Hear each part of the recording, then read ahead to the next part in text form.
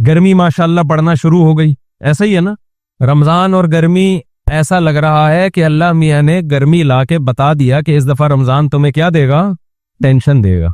हजरत जाबिर बिन अब्दुल्ला थे या मुआज इब्न जबल, गालिबन जाबिर बिन अब्दुल्ला रजी अल्लाह अन्हु, उनकी जब मौत का वक्त आई, ये वाकया मैं क्यों सुना रहा हूँ, एक अहम बात समझाने के लिए। उनकी जब मौत का वक्त आया ना, तो वो रोने लगे। लोग समझे कि शायद मौत से डर गए हैं। पूछा कि आप क्यों रो रहे हैं? कहने लगे, मैं खुदा की कसम मौत के डर से नहीं रो रहा, मुझे रोना इस बात से आ रहा है कि मैं अल्लाह को खुश करने के लिए, अल्लाह को राजी करने के लिए गर्मियों में रोजे रखा करता था, शदीद प्यास बर्दाश्त करता था। किसके लिए? अल्लाह के लिए। शदीद भूख बर्दाश्त करता था। ये लज्जत मुझसे हमेशा के लिए छूट रही है, क्योंकि आगे तो जन्नत है। जन्नत में तो अल्लाह हमारा इकराम करेगा, हम तो अल्लाह के लिए कुछ नहीं करेंगे जन्नत में। ये वाकया मैंने क्यों सुनाया? देखो, जब कोई काम करना ही होता है तो उसको पेनल्टी समझने के बजाय, जुर्माना समझने के बजाय, उस काम को एंजॉय करना शुरू कर दो। सूफिया किराम के यहाँ जो है ना, सूफिया किराम जो भी लोगों के दिलों पे मेहनत करते हैं, जितने बुजुर्गान दीन गुजरे हैं, उनके यहाँ इस्लाह के 2 तरीके राइज हैं। आज भी मेडिकल साइंस में ना, बॉडी को ठीक करने के 2 तरीके हैं। एक तरीका कहा जाता है इलाज बिज़िद। इलाज बिज़िद का मतलब है जो बीमारी है उसके खिलाफ दवा खिलाई जाए, उन जरासीम को मारने वाली मेडिसिन खिलाई जाए, जिसको एंटीबायोटिक कहा जाता है। आप में जो जर्म्स फैल रहे हैं, आपने ऐसा जहर जिस्म में दाखिल किया, उस जहर ने उन जरासीम को मार दिया, फाइट की और उसको बोले ना क्या हो गया, खत्म कर दिया। एक तरीका ये होता है। एक तरीका इलाज बिल मिसल जो आमतौर पे होम्योपैथिक में चल रहा होता है। ये जो वैक्सीन है, ये क्या है? वही जरासीम आपकी बॉडी में दाखिल किए जाएं जो आपको बीमार करते हैं। उसका फायदा क्या होता है कि जब वो मुर्दा जरासीम आपकी बॉडी में दाखिल किए जाते हैं तो आपकी बॉडी के जरासीम उससे लड़ने के लिए तैयार हो जाते हैं। उनको क्या पता कि ये जिंदा है कि मुर्दा है।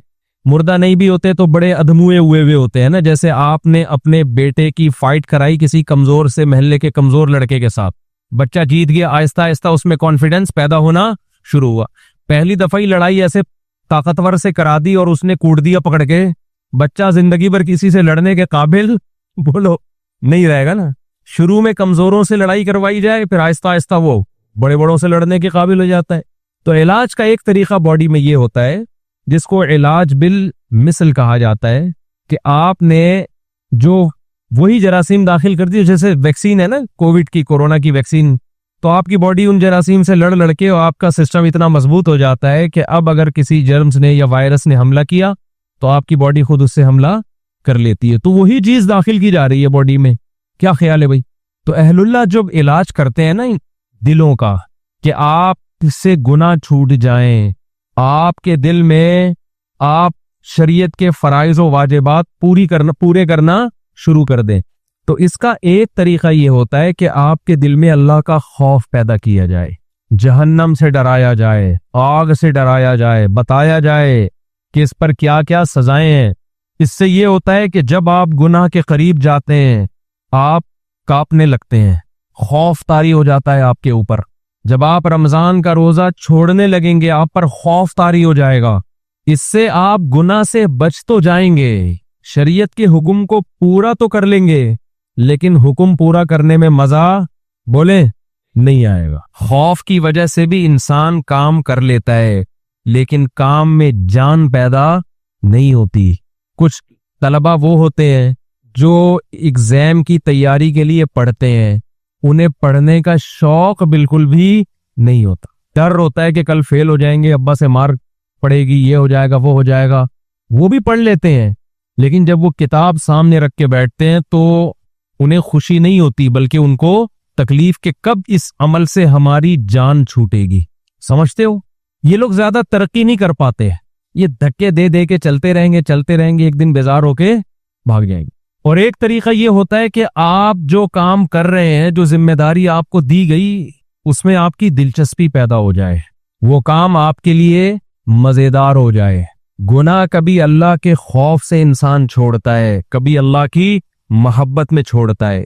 मोहब्बत में जब काम किया जाता है तो वो काम मजेदार हो जाता है, उसमें दिल लगता है इंसान का।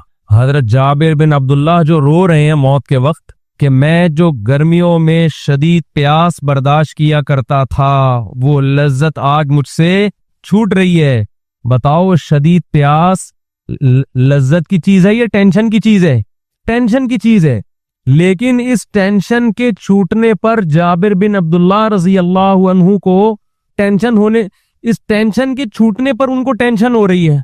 क्यों? जिसके लिए टेंशन बर्दाश्त कर रहे हैं उस जात से मोहब्बत है। इंसान को जब किसी से मोहब्बत होती है तो उसकी नजर में महबूब को खुश करना दुनिया की सबसे बड़ी लज्जत बन जाती है। तो रमजान के रोजे आप पे फर्ज हैं, वो रखने हैं। चाहो टेंशन से रख लो, चाहो अल्लाह की मोहब्बत में रख लो। मैं पेशावर में था, हमारे एक दोस्त पठान थे, बूढ़े। बाज दफा लोग इतने इखलास से बात कहते हैं कि वो 2-3 घंटों की तकरीर एक तरफ और 2 जुमले एक तरफ, उन 2 जुमलों से ऐसी मोटिवेशन मिलती है कि 1-2 घंटों की तकरीरों से वो मोटिवेशन नहीं मिलती। आपको पता है, हम जब किसी महफिल में हो और शादियों की बात ना हो तो ऐसा होता है नहीं। अब तक की रिपोर्ट के मुताबिक इस तरह कभी मेरी मालूमात की हद तक ऐसा हुआ नहीं। तो वहां भी यही बात मौजूद, मैं खुद नहीं छेड़ रहा होता तो दूसरे छेड़ देते हैं। तो पेशावर में हमारी दावत थी, वो बूढ़े पठान थे, बड़ा उन्होंने हमारा इकराम किया, थे भी बड़े मालदार। तो वैसे ही किसी ने मौजू छेड़ दिया दूसरी शादी का, तो हमने भी उन बूढ़े जो पठान थे ना, बुजुर्ग टाइप के, उनसे हमने कहा कि छेड़ने के लिए कि आप भी कर लें, अल्लाह ने आपको इतना माल दिया है। और थे भी बूढ़े होके भी बड़े फिटफाट थे वो। तो किसी ने कह दिया कि भाई अल्लाह ने इस काम में बड़ी लज्जत रखी है शादियों में, ऐसी बात चल पड़ी ना। किसी ने कहा कि नहीं जी, लज्जत जो है वो बकरा खाने में, किसी ने कहा जी मुर्गे फोड़ने में, हर आदमी के अपने मजे हैं। किसी ने कहा कि जी इंडिया पाकिस्तान का मैच देखने में। वो बुजुर्ग ने बड़ी जबरदस्त बात की, मुझे कहने लगे मौलवी साहब, लज्जत अल्लाह ने सिर्फ 2 चीजों में रखी है। लज्जत अल्लाह ने सिर्फ, बोलो, 2 चीजों, एक अपनी राह में लड़ने में और एक रोजा इफ्तार करने में। ये बात उन्होंने ऐसे जज्बे से कही, जो आदमी खुद अमल करता है ना, अमल, उसकी बात में अल्लाह ने वजन बहुत रखा है। शो मारने के लिए तो कोई भी कुछ भी कह दे, गवर्नमेंट की तरफ से कोई पाबंदी नहीं। आजकल बड़े बड़े मोटिवेशनल स्पीकर पड़े हुए हैं, ऐसी ऐसी तकरीरें कर रहे होंगे, आपको लगेगा इनसे ज्यादा नेक आज तक इस कायनात ने पैदा हुआ ही नहीं। लेकिन जब आप उनके पास जाओ तो 5 मिनट बात करने के भी पैसे मांगते हैं वो। उनसे बोलो ना कोई नसीहत कर लो, कह रहे 50 रुपए यहाँ रख, फिर नसीहत करूंगा मैं तुझे। मुकम्मल प्रोफेशनल बन चुके हैं, पैसा, बिजनेस, खैर ख्वाही का जज्बा है, अच्छे भी हैं, अच्छे लोग भी हैं। तो उससे जो दिल से ये बात कही ना, इस बात को कहे हुए मेरा ख्याल है 7-8 महीने हो गए। इतना मजा आया उसके मुंह से ये 2 जुमले सुनने में, इतना मजा आया कि जब मैं ये बयान करता हूं ना, तो बयान करते हुए मुझे अपने जज्बात पे कंट्रोल नहीं होता। सोचे उसने कितने इखलास से ये जुमला कहा होगा। उसकी सारी उम्र लड़ाई में गुजरी है, सारी उम्र। उसने कहा मजा अल्लाह ने किस में रखा है? सिर्फ 2 चीजों में, एक खुदा की राह में लड़ने में, दूसरा रोजा इफ्तार करने। आप कह सकते हो कि रोजा इफ्तार करने में ही जो लज्जत है वो खाने पीने की लज्जत होगी। मेरे भाई, खाने पीने की लज्जत हर भूखे को हासिल होती है।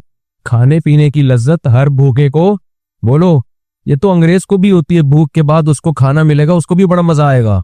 प्यास के बाद पानी की लज्जत हिंदू को भी हासिल होती है। उस बुजुर्ग का मतलब वो लज्जत नहीं था जो हर भूखे और हर प्यासे को खाने और पीने के वक्त, बोलो, हासिल होती है। ये जो रोजेदार को इफ्तारी के वक्त लज्जत हासिल होती है, ये वो लज्जत है जिस लज्जत के हासिल करने के लिए दिल में अल्लाह की मोहब्बत का होना, बोलो, जरूरी है। इंसान को ये एहसास होता है इफ्तारी के वक्त, जरा थोड़ा सा ठंडा पानी दे दें। जब से ये 3 शादियां हुई है ना, मुझे बात बात पे रोना आता है। आज जितनी इंसान की शादियों की तादाद बढ़ती है ना, उसको बात बात पे रोना आना शुरू हो जाता। 4 के बाद तो हर बात पे रोता है वो। एक किसी ने कही, मैंने सुना कि वो एक आदमी की 40 साल उम्र हो गई, अब तक शादी नहीं हुई। किसी ने कहा क्यों नहीं हुई? कह रहे इसको किसी बुजुर्ग की दुआ लगी है। वो दुआ की क्या लगी है? किसी बुजुर्ग की इसने खिदमत की थी, उन्होंने दुआ दी थी, अल्लाह करे तू हमेशा खुश रहे। उसके बाद 40 साल हो गए। ये मौजू ऐसा जज्बाती शुरू हो गया, इसको हमने भी चेंज करना है। बाज दफा मसाइल कुछ और होते हैं, रो किसी और बात पे रहा होता है आदमी, समझ रहे हैं ना? खैर, क्या बात कर रहा था मैं? तो मैं ऐसा कर रहा था कि जो इफ्तारी के वक्त लज्जत है ना, लज्जत, ये भूख और प्यास खत्म करने की लज्जत नहीं होती, ये इस बात की लज्जत होती है कि आज सारी दुनिया पैदा करने वाले को भूल चुकी है। दुनिया में हर शख्स ने हर एक को याद रखा है, नहीं याद रखा तो किसको?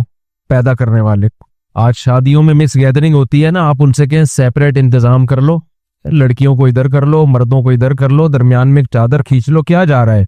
कुछ इसमें पैसे लगते हैं ज्यादा, है भाई?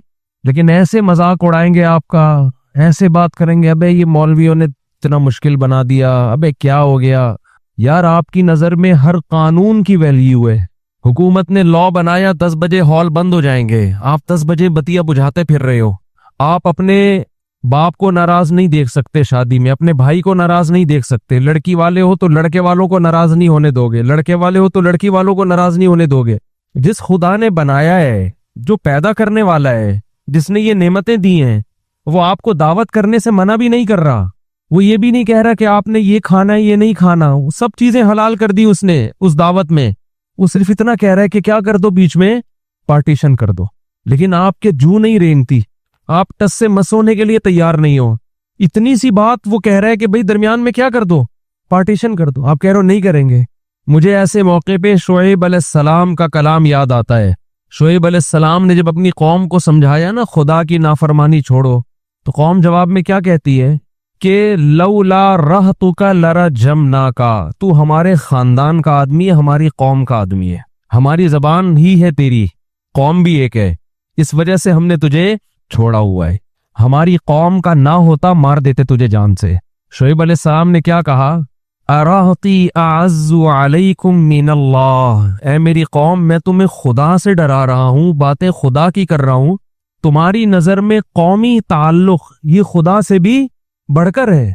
मुझे अगर तुमने छोड़ा हुआ है तो कौम की वजह से छोड़ा हुआ है।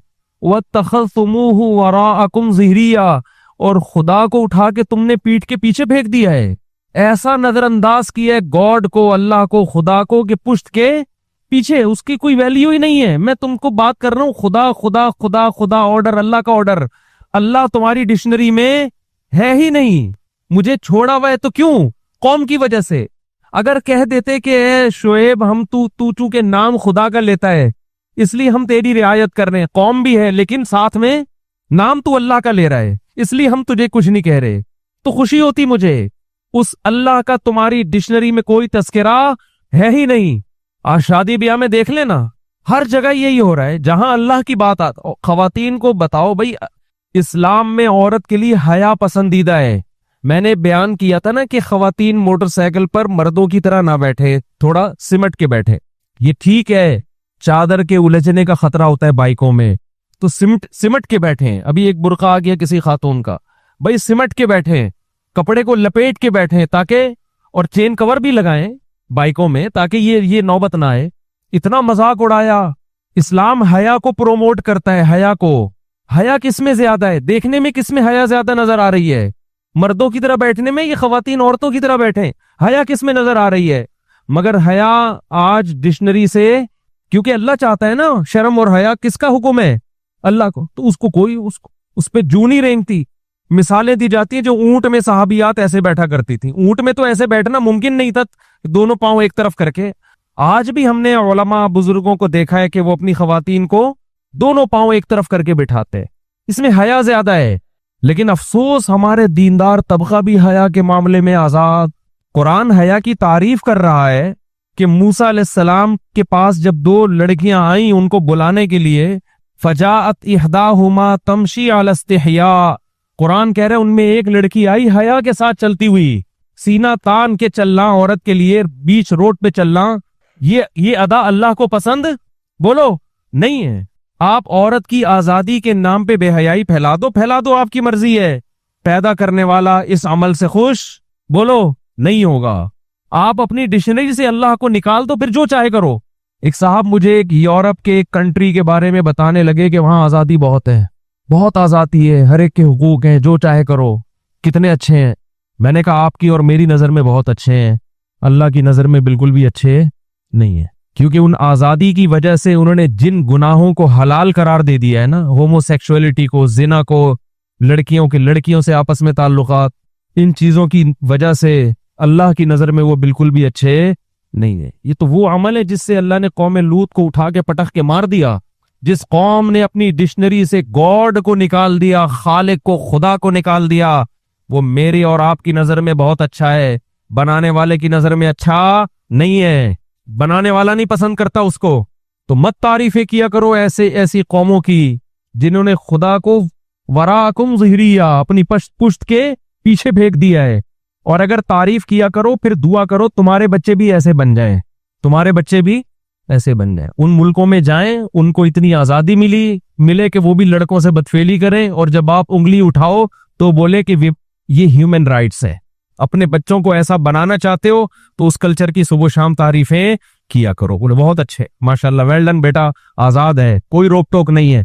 तो मैं ये अर्ज कर रहा था कि ऐसे दौर में जब अल्लाह को डिक्शनरी से निकाल दिया गया, अल्लाह को लुगत से निकाल दिया गया, ऐसे मौके पे कोई सुबह से लेके शाम तक भूख और प्यास को बर्दाश्त करे, और एक दिन नहीं, एक दिन, फिर दूसरा दिन, फिर तीसरा दिन, फिर चौथा दिन, फिर पांचवा दिन, फिर छठा दिन, तो इफ्तार की लज्जत में सिर्फ भूख खत्म करने की लज्जत नहीं है।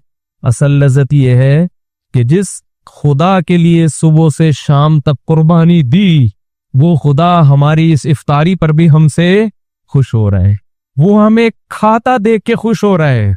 तभी तो हमारे नबी सल्लल्लाहु अलैहि वसल्लम ये दुआ पढ़ते थे, कैसी प्यारी दुआ, रहब वमा, शदीद प्यास के बाद जब रोजा इफ्तार हो, फरमाते थे नबी सल्लल्लाहु अलैहि वसल्लम, कितनी लज्जतें अल्लाह ने दे दी।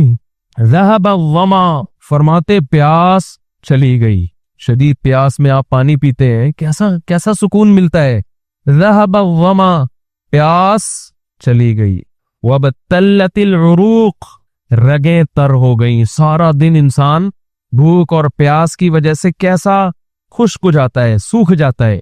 आपने देखा होगा इफ्तारी करके जब लोग नमाज में आते हैं, चेहरों पे कैसी रौनक बहाल हो जाती। असर में नमाजियों की हालत देखा करें और मगरिब में देखा करें, जमीन और आसमान का फर्क है, कैसी चेहरों पे रौनक आती है।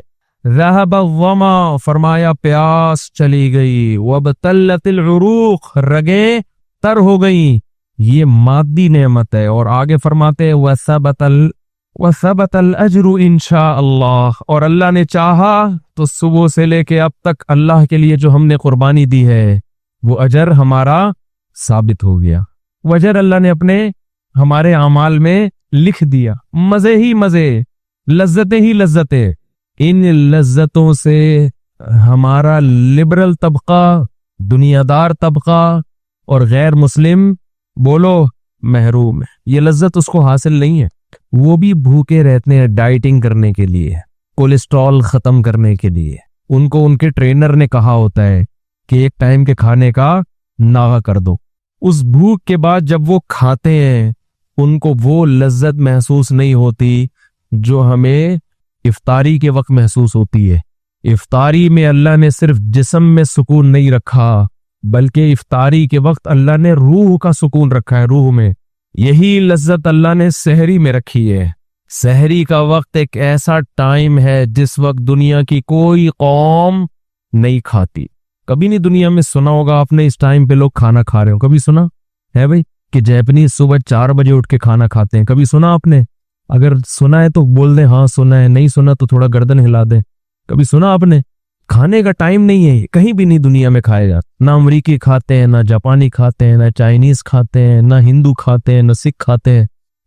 अल्लाह को ये अदा पसंद आती है कि जहां लोगों ने मेरा नाम लेना छोड़ दिया, हर जगह नफ्स परस्ती। अब तो लोग हुकूमत से मुतालबा भी सिर्फ महंगाई, सेहत, इन चीजों का करते हैं। इस्लाम का मुतालबा करना भी छोड़ दिया। पहले हमारे सियासी लीडर इस्लाम का नाम लेते थे, मुझे वोट दे मैं इस्लाम को नाफिज करूंगा। अब हमारे सियासी लीडरों ने इस्लाम का नाम लेना छोड़ दिया। उनको पता है इस्लाम के नाम पे वोट नहीं मिलेगा, वोट मिलेगा महंगाई के नाम पे, आजादी के नाम पे। तो ऐसे दौर में जब अल्लाह को लोगों ने अपनी किताबों से, अपनी डिक्शनरी से निकाल दिया, तो नबी सल्लल्लाहु अलैहि वसल्लम ने फरमाया कि अल्लाह और उसके फरिश्ते सुबह सहरी खाने वालों के लिए पर रहमत भेजते हैं। फरिश्ते रहमत की दुआ करते हैं उन लोगों के पर जो सुबह उठ के, क्योंकि अल्लाह को ये अदा भी अपने बंदों की पसंद आती है कि दुनिया में कोई कौम इस टाइम पे खाना नहीं खाती और मेरे नेक बंदे सुबह उठ के खा रहे हैं। क्यों? किसका हुक्म है? अल्लाह का हुक्म है। कुलू वशरबू हत्ता यतबय्यन लकुमुल खैतुल अबयदु मिनल खैतिल अस्वदी मिनल फजर। अल्लाह ने फरमाया खाओ उस वक्त तक जब तक सफेद धागा स्याह धागे से मुमताज और जुदा ना हो जाए, यानी सुबह सादिक तुलू ना हो जाए। सुम्मा अतिम्मुस सियाम इलल लैल, फिर गुरूब आफताब तक उस रोजे को मुकम्मल करो। ए अल्लाह बहुत मुश्किल हुक्म है, पूरी रूटीन तूने हमारी चेंज कर दी। अल्लाह ने तसल्ली दी, अय्यामम मादूदात, पूरे साल के लिए नहीं कह रहा, गिने चुने दिन हैं, गिने चुने उंगलियों पे गिन सकते हो, इससे ज्यादा तुम्हें मैं मुकल्लफ नहीं बना रहा। वैसे भी आपकी जनरल नॉलेज के लिए पाकिस्तान में 15 साल से रोजे 29 ही हो रहे हैं। 30 रोजे मेरी और आपकी नस्लें नहीं देखेंगी, मुझे तो ऐसा ही लगता है। 2006 से मैं नोट कर रहा हूं, उससे पहले का मुझे याद नहीं। ये 2022 है, 2007 से लेके 2021 तक, अब 22 चल रहा है ना, ये कितने साल हो गए? 14 साल। एक दफा भी रमजान 30 का नहीं हुआ है। ये खुद एक बहुत बड़ा सवालिया निशान है, समझते हो? एक निशान है ये कि क्या हो रहा है मार्केट में। मुहर्रम कभी 30 का होगा, कभी मनफी बातें करने का कोई फायदा नहीं होता, लेकिन बाज दफा आदमी अपने जज्बात का तो इजहार कर सकता है ना। मुहर्रम कभी 29 का होगा, कभी 30 का। सफर कभी 29 का, कभी 30 का। रबीउल अव्वल कभी 29 का, कभी 30 का।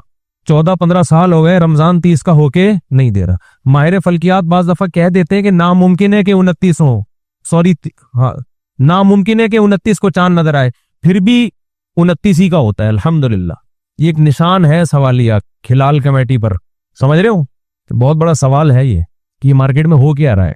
तो मैं एक प्रोग्राम रिकॉर्ड करवाना था मैंने 30 ना, तो मैं 29 के बाद मैंने कहा बस वो पूरे रमजान चलेगा ना, तो उन्होंने कहा 30, अगर 30 हो गए, मैंने कहा किसी का बाप भी पाकिस्तान में 30 रोजे नहीं कर सकता, तो 29 ही होंगे। ठीक है, माजरत के साथ ऐसी गंदी गंदी बातें भी बाज दफा इंसान कर लेता है, लेकिन ये है बड़ा मसला है ये तो। लेकिन बहरहाल जो कमेटी का ऐलान हो आपने फॉलो उसी को करना है। ऐसा ना हो कि सब ईद मना रहे हो और आप रोजा रख के बैठे हुए हों। हम भी जो, क्योंकि गवर्नमेंट का जो फैसला होता है मानना पड़ता है।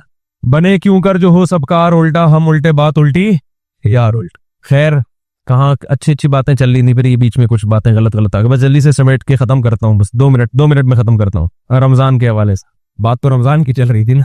तो मेरे भाई, रोजा रखो पाबंदी के साथ, इसे जुर्माना समझ के मत रखो, पेनल्टी समझ के मत रखो। अल्लाह की मोहब्बत पैदा करो अपने अंदर। अल्लाह की मोहब्बत ने भूखा प्यासा रहना सीखो। और मैं तो कहता हूँ नफली रोजे भी रखा करो, कुछ नफली भी रखा करो। गनीमत है, फर्ज रख लें, बड़ी बात है, लेकिन नफली का भी आदी बनाओ। और ये खूब समझ लो, रोजा रखने से कभी आपकी सेहत खराब नहीं होगी। आज दुनिया में सारे मसाइल ही खाने पीने की वजह से पैदा हुए हैं, खाने पीने की वजह से पैदा हुए हैं। और बहुत ज्यादा डॉक्टरों को भी फ्री ना कराया करो। वैसे तो डॉक्टर भी कहते हैं रोजा रखने से सेहत अच्छी होती है, लेकिन बाज डॉक्टर कहते हैं एक्चुअली ये होते हैं, एक्चुअली ठोपी ड्रामे छोड़ दो। हमेशा से सदियों से मुसलमान रोजे रखते आए हैं, फायदा होगा, नुकसान नहीं होगा।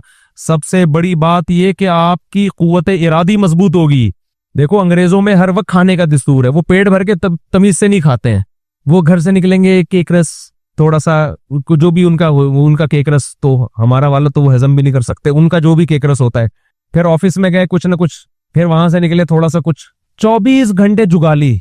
मैंने देखा है आज हमारे जो मजहब से दूर, अव्वल तो मजहबी लोग तो तबीयत से फोड़ रहे हैं, वो तो 11वीं के नाम पे, तीजे के नाम पे, 40वें, मजहब नाम ही तोंद भरने का बन गया है। मजहब के नाम पे रबीउल अव्वल में हलवे अलग चलेंगे, मुहर्रम के हलीम अलग चलेंगे, और अब्बा के तीजा, 40वां, बरसी, फिर ये वो खाओ खाओ, खुद पेट देग बन चुके हैं खा खा के। और इसको नाम क्या देते हैं? ये खूब बार बार बता दूं, किसी का पेट अगर बड़ा हुआ है तो बदगुमानी जायज नहीं है। मैंने बहुत से लोग देखे, बहुत बड़े पेट, बहुत भारी जिस्म, खाते नहीं है, वो कुदरत की तरफ से है। सहाबा में भी ऐसे थे जिनके वजन ज्यादा थे लेकिन खाते पीते कम थे, तो बदगुमानी जायज नहीं है। इस्लाम में वो मोटापा नापसंद है जो ज्यादा खाने की वजह से हुआ हो। बाज दफा ज्यादा खाने की वजह से नहीं होता, नेचुरल होता है वो। तो आज खाना इबादत बन चुका है। इस्लाम में खाना इबादत नहीं है, परहेज करना इबादत है। कम खाओ, आज शादियों में भी अजीब अजीब तरीके से खाने, पहले जूस ला के पकड़ा देंगे। अबे जब जूस पी लिया तो उसके 15 मिनट बाद खाना आएगा तो आधी भूख तो खत्म हो गई ना। अभी कुछ दिन पहले एक वलीमे में जाना हुआ, उन्होंने पहले लाके ना जूस मूस देना शुरू कर दिया। मैंने कहा ये पियेंगे तो भूख तो लगेगी नहीं फिर। उन्होंने कहा आपको नहीं लगेगी, बाकी तो सबको लग रही है। उसके बाद फिर गोश्त, बोटियां, मैं समझा ये खाना है, हमने बोटियां खा ली। अब खाना आएगा थोड़ी देर के बाद। एक इंतहा होती है बदतमीजी की भाई, इसको बदतमीजी नहीं तो और क्या है ये तो मेडिकली भी गलत है। आप जब खाना खाना शुरू करते हैं आपका मैदा एक तेजाब छोड़ना शुरू कर देता है उसको गलाने के लिए। मैदा समझता है अब खाना आ रहा है, मैदा अपना काम शुरू। अब आपने 10-15 मिनट का स्टॉप ले लिया तो वो तेजाब तो आपके मैदे का बेड़ा गर्क कर देगा। दोबारा थोड़ी मैदा तैयार होगा उसके लिए। 24 घंटे कुछ ना कुछ खाते ही रहते हैं, बस कुछ नहीं मुंह में पान रख लेंगे। आदत डालो अपने आप को बगैर खाए पिए सरवाइव करने की। रमजान आपको ये मौका फराहम करता है कि खाए पिए बगैर सब कुछ करो। हम कुछ जानवरों की तरह हर वक्त जुगाली, हर वक्त घर में आते हैं फ्रिज में घुस के थोड़ा सा यहाँ से धोने वाले निकाल लिए। मेरी तो आदत थी बचपन में फ्रिज में घुसते ही दूध से मलाई निकाल के पीट खा जाए, वो तो अब भी है।